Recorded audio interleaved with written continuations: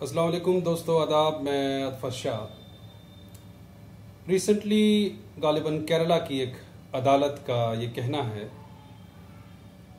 कि assistant professor के इंतखाब के लिए, सिलेक्शन के लिए टीचिंग एक्सपीरियंस, रिसर्च एप्टीट्यूड वगैरह सिर्फ शॉर्ट लिस्टिंग के लिए होना चाहिए कैंडिडेट के, और उसकी सिलेक्शन का जो आधार है, उसकी सिलेक्शन सिर्फ इस बेस पे होनी चाहिए कि इंटरव्यू में कैंडिडेट ने कैसा परफॉर्म किया। इसका मतलब यह भी हो सकता है कि कहने का मतलब यह भी है अदालत का कि जो रिसर्च एक्सपीरियंस है और टीचिंग एक्सपीरियंस है वो सिर्फ शॉर्ट लिस्टिंग के काम आएगी। मतलब जो कैंडिडेट ने आज तक किया है, 30-35 साल की उम्र तो हो ही जाती है, उसमें सिर्फ शॉर्ट लिस्टिंग, और जो सिलेक्शन का जो क्राइटेरिया होगा, सिलेक्शन के लिए जो बेस होगी, वो सिर्फ कैंडिडेट का इंटरव्यू। दोस्तों, अदालत आलिया का, अदलिया का कोई भी फैसला जो हो, वो एक रैशनल थॉट पे मबनी होता है, वो एक विजन पे मबनी होता है, उसको कोई चैलेंज नहीं कर सकता, वो ठीक है अपनी जगह। लेकिन बहसियत एक सोशियोलॉजिस्ट मैं यहाँ पे अर्ज़ करूँ कि अगर हम वाकई में वो सोशियोलॉजिकल इमेजिनेशन रखते हैं, समाज को समझते हैं ज़रा सा भी, तो मैं आपसे ये अर्ज़ करूँ और आप मेरी बात का एतराफ़ करेंगे कि जो इंटरव्यूज़ अब होते हैं, इंटरव्यू में आपका इंटरव्यू या तो बहुत अच्छा होगा या बहुत ही ख़राब होगा, और ये आप पे डिपेंड नहीं है कि आपने क्या कहा। बाज़ औक़ात एक ऐसी सिचुएशन हो जाती है कि जो पैनलिस्ट्स होते हैं, जो इंटरव्यूअर्स होते हैं, वो इस अंदाज से पूछते हैं, अगर उनको ख़राब करना है तो वो ख़राब ही हो जाएगा, और एक सवाल से सवाल निकलता है। अगर उन्होंने आपको पहले क्वेश्चन पे आपकी राह मोड़ दी तो वो ख़राब ही होना है, वो तो सर्टन है ख़राब ही होगा। तो मेरा जो ज़ाती तजुर्बा है, अगर इंटरव्यू का ख़राब जो होना या सही होना, ये पैनलिस्ट्स पे डिपेंड करता है, ये सवाल पूछने वाले पे डिपेंड करता है। अगर उनको ख़राब करना है इंटरव्यू तो इंटरव्यू ख़राब ही होगा, अगर इंटरव्यू सही होना है तो वैसे ही सवाल पूछे जाएंगे। कहने का मतलब यहाँ पे ये भी है कि आज कल की रिसर्च की स्ट्रगल, नामसाइद हालात के बीच में पढ़ना, रिसर्च करना, उसके बाद दोस्तों कोविड झेलना, कोविड के अंदर रिसर्च करना, जब लोग मर रहे थे तब रिसर्च करना, किताबें लिखते रहना, पेपर लिखते रहना, रिसर्च कॉन्फ्रेंसेस में जाना अपना खर्चा लगा के, और उसके बाद अगर कुछ हासिल होता है तो थोड़ा सा रिसर्च एक्सपीरियंस, पढ़ाई में जो कि इवन वॉलंटियर बेसिस पे लोग पढ़ाते हैं, किस लिए? जस्ट थोड़ा सा एक सर्टिफिकेट मिल जाए। तो वो किस लालच से करते हैं, वो किस गर्ज से करते हैं? वो इस गर्ज से करते हैं कि उनको एक दिन इंटरव्यू में बैठने का मौका मिलेगा और उसके पॉइंट्स मिलेंगे। लेकिन अगर अब कोर्ट्स भी ये सोचते हैं कि सिर्फ आपको एंटर करेंगे इंटरव्यू के अंदर, ये चीज़ें आपको सिर्फ एंट्री देंगी और आपका सिलेक्शन इस बेस पे नहीं होगा, तो रिसर्चर्स के लिए बहुत दुखद है, उन एस्पिरेंट्स के लिए बहुत दुखद है जो ज़िंदगी का एक लंबा हिस्सा काट कर वहाँ तक आ जाते हैं और बाद में अगर उसका क्रेडिट ना मिला तो ये तो सब लाहासिल, वक्त ज़ाया। आजकल की रिसर्च के वोज बहुत हैं।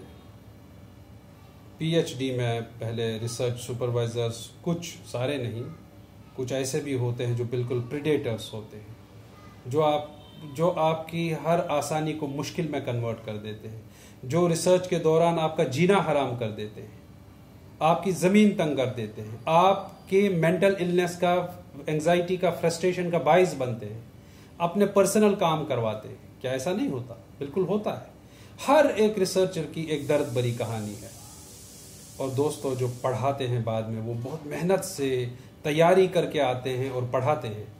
और जब तैयारी करके आते हैं, पढ़ाते हैं, वॉलंटियर बेसिस पे पढ़ाते हैं, फ्री में पढ़ाते हैं एक सर्टिफिकेट की लालच में, और बाद में उसी सर्टिफिकेट को डिस्क्रेडिट किया जाए, उसी रिसर्च एक्सपीरियंस को डिस्क्रेडिट किया जाए और उन्हें मौका दिया जाए सिर्फ एंट्री का, और बाद में अंदर तो वो बिल्कुल खराब हो सकता है इंटरव्यू।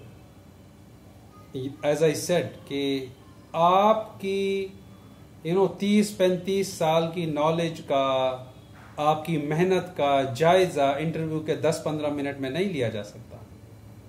अच्छा, आपसे कभी वही पूछा जाए जो आपका एरिया ना हो, आपसे कभी वही सवाल पूछा जाए जिस पे आपकी नजर ना हो, और उनकी नजर में आप डफर साबित हो गए, तो बाकी जो नॉलेज है, तो आपका जो पूरा जो एक रेपो बनता है इंटरव्यू पैनल के सामने, वो सिर्फ उन्हीं 10-15 मिनट में बनता है जो आपने कहा। एट टाइम्स आप नर्वस होते हैं, एट टाइम्स आप घबरा जाते हैं, आपका पहला इंटरव्यू होता है। देयरफॉर एज अ रिसर्चर मैं कहूँगा, आपकी एक्सपीरियंस का जायजा इंटरव्यू के 10-15 मिनट में नहीं लिया जा सकता।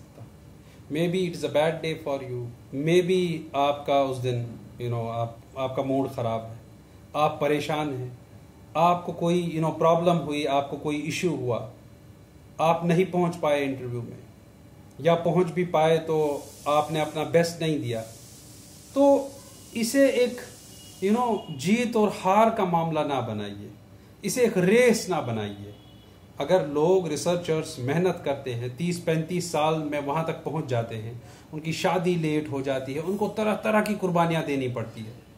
उनके जो स्कूल बैचमेट्स होते हैं जिन्होंने 12th में बिजनेस शुरू किया होता है, उनके अकाउंट्स में लाखों रुपए होते हैं और ये 5,000-8,000 का वेट कर रहे होते हैं फेलोशिप्स का कि कब आएगी और मैं खर्च करूं। गरीब होते हैं usually researchers, specially in this part of the world, जिनको अमीर होना चाहिए, क्योंकि क्वालिटी रिसर्च तभी आएगा जब रिसर्चर के इश्यूज को एड्रेस किया जाए।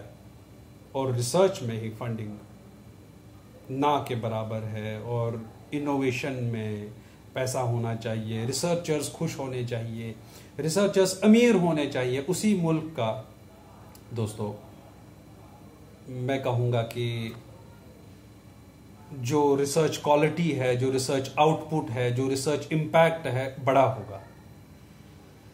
देयरफॉर मुझे लगता है कि एक बार फिर सारी देश की ऑनरेबल अदालतों को, ऑनरेबल जजेस को, जो भी इन मामलों पर बैठते हैं, एक थॉट ज़रूर देनी चाहिए कि let they look into the woes of the researchers, let they look into the plight of these people who traverse and face not many issues, scores of problems to reach to that point of time। और उस दिन दो टेढ़े सवाल क्या मिले कि आप डफर साबित हो गए। देयरफॉर रिसर्च एक्सपीरियंस का, टीचिंग एक्सपीरियंस का, और एक और प्रॉब्लम है जहां टीचिंग रिसर्च एक्सपीरियंस एडवर्टीजमेंट्स में दिखाई जाती है, वहां ओब्लिक रिसर्च एक्सपीरियंस हो, because everyone is not teaching, there are people who are in the domain of research. उनको भी तो क्रेडिट मिले। ये सिर्फ ये कि किसी ने कॉन्ट्रैक्चुअल पे कहीं पढ़ाया, उनको आपने 2 पॉइंट्स दिए, कोई किसी इंस्टीट्यूशन में रिसर्च कर रहा था, वो कहां जाएगा? उनके भी तो पॉइंट्स होने चाहिए। देयरफॉर इस पे एक फिर से एक सोच होनी चाहिए कि इंटरव्यू के अंदर इस चीज के पॉइंट्स होने चाहिए कि आपने लिखा क्या है। मैं एक वाहियात रिसर्च या बहुत ही चीप रिसर्च की, पेड रिसर्च की बात नहीं कर रहा हूं। जिनका इम्पैक्ट फैक्टर जर्नल्स में छपा है, जिनका पेयर रिव्यू रेफर जर्नल्स में छपा है, जिन्होंने मेहनत की है पब्लिकेशंस के लिए, उनको क्रेडिट मिलना चाहिए। जिन्होंने पढ़ाया है अच्छे इंस्टीट्यूशंस में, कॉलेजेस में, उनको ड्यू मिलना चाहिए, ताकि इंसाफ हो उन कैंडिडेट्स का जो ऑलरेडी बहुत सफर कर रहे होते हैं अपनी लाइफ्स में। देयरफॉर मैं सारी अथॉरिटीज से अर्ज करूंगा, बोर्ड से, जो पब्लिक सर्विस कमीशंस हैं, वो इन चीजों का कम से कम ध्यान रखें, और एक स्टूडेंट को जस्ट 10-15 मिनट की बात पे जज ना करें, क्योंकि उस दिन उसका खराब दिन हो सकता है। बहुत बहुत शुक्रिया।